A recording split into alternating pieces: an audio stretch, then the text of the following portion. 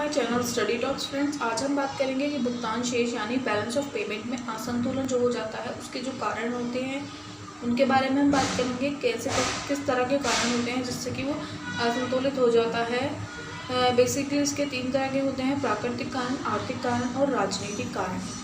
प्राकृतिक कारण में भी इसके पॉइंट्स हैं।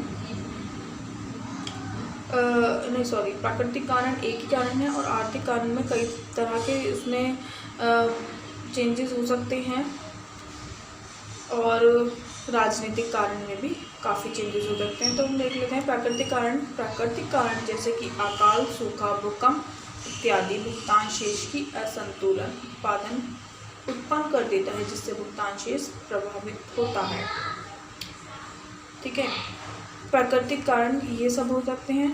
आर्थिक कारण है आर्थिक विकास योजना। विकासशील देशों आर्थिक विकास के लिए देशों पर निर्भर रहना पड़ता है। इन देशों को विकसित व अन्य देशों से आधुनिक मशीनरी, कच्चा माल आदि का आयात करना पड़ता है, जिसके कारण फलस्वरूप आयात निर्यातों से बढ़ जाता है। विकास योजनाएं जो होती हैं देशों की अलग अलग होती हैं सबकी, और जो विकसित देश जो होते हैं, विकासशील देश जो होते हैं वो विकसित देशों पर निर्भर होते हैं मशीनरी के, कच्चे माल के लिए। तो उनसे आयात करना पड़ता है, जिससे कि उनके निर्यात में आयात से बढ़ जाते हैं, इससे भी उसमें डिसबैलेंस हो जाता है। सेकंड पॉइंट है लागत कीमत प्रभाव। विकास नियोजन के प्रभाव से निर्यात उद्योग में प्राय लागतें में कीमतें बढ़ जाती हैं, जिससे कि निर्यात की मात्रा कम हो जाती है और भुगतान शेष में असंतुलन उत्पन्न कर देती है। लागत जब हमारी कॉस्ट बढ़ जाएगी, किसी प्रोडक्शन की कॉस्ट बढ़ जाती है, तब भी इसमें डिसबैलेंस हो जाता है। चक्रीय उतार चढ़ाव। अंतर्राष्ट्रीय क्षेत्रों में आने वाले व्यापार चक्र या उतार चढ़ाव भी देश के भुगतान शेष में असंतुलन पैदा कर देते हैं। अंतर्राष्ट्रीय क्षेत्र यानी कि पूरे वर्ल्ड में जो भी उतार चढ़ाव आते हैं, पूरे सभी देशों पर उसका इम्पैक्ट पड़ता है, उससे भी भुगतान शेष में असंतुलन पैदा होता है। उसका डी पॉइंट है देशी मांग में कमी। जिस समय विदेशी उपभोक्ताओं की रुचि, फैशन आदतों में परिवर्तन आ जाता है, तो एक देश की वस्तुओं की विदेशी मांग कम हो जाती है। इस परिवर्तन के फलस्वरूप भुगतान शेष कम हो जाता है। ठीक है, अब जो दूसरे देश हमारे देशों की चीज़ों की वस्तुओं की मांग नहीं करेंगे, उनके चेंजेस आ रहे हैं उनकी रुचि में, फैशन में, आदतों में, तो उससे भी जो हमारा भुगतान शेष असंतुलित हो जाता है। व्यापार शर्तों में परिवर्तन। किसी देश को व्यापार शर्तों दूसरे देशों की तुलना में कम हो जाएँ तो इससे उस देश के आयात मूल्य, निर्यात मूल्य बढ़ जाएंगे और इससे भुगतान शेष पर प्रतिकूल प्रभाव पड़ता है। और इसका लास्ट पॉइंट है जनसंख्या में तीव्र वृद्धि। अल्प विकसित देशों की तीव्र वृद्धि के कारण देश का घरेलू उपभोग बढ़ जाता है, जिसके फलस्वरूप निर्यात आधिक्य कम हो जाता है।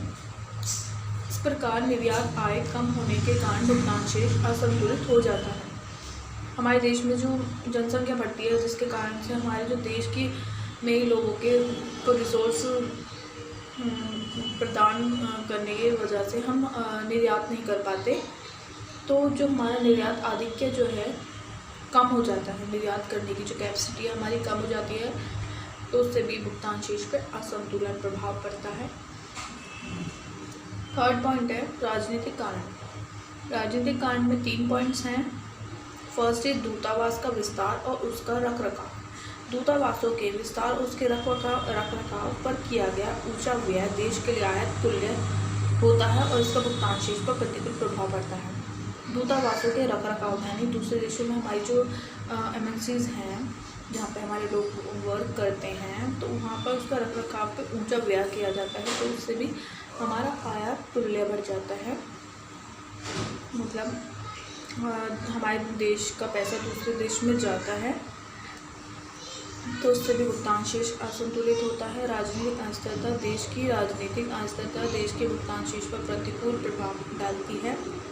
राजनीतिक पॉलिटिक्स में जो अस्थिरता है, यानी जो भ्रष्टाचार है, जितना भी वो सब उस पर इम्पैक्ट डालता है। अंतर्राष्ट्रीय संबंध।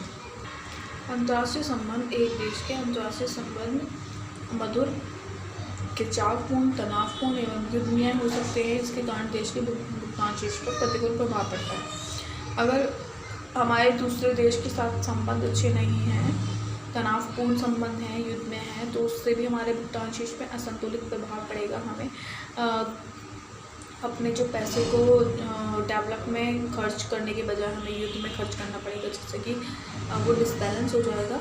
उससे भी हमारे इकोनॉमी पे फर्क पड़ता है। तो इसके यही कारण है जो कि हमारे भुगतान शेष में असंतुलित उत्पन्न करते हैं। अगर फ्रेंड्स आपको ये वीडियो पसंद आई तो प्लीज़ लाइक कर दीजिए और मेरे चैनल को सब्सक्राइब करिए और बेल आइकन को प्रेस करिए और नोटिफिकेशन में ऑल नोटिफिकेशन वाला बटन ऑन कर दीजिए, जिससे कि मेरी आने वाली हर वीडियो सबसे पहले आपको मिल सके। और ऐसे ही स्टडी अपडेट्स के लिए मेरे चैनल को सब्सक्राइब कर लीजिए। Thank you, bye bye, take care.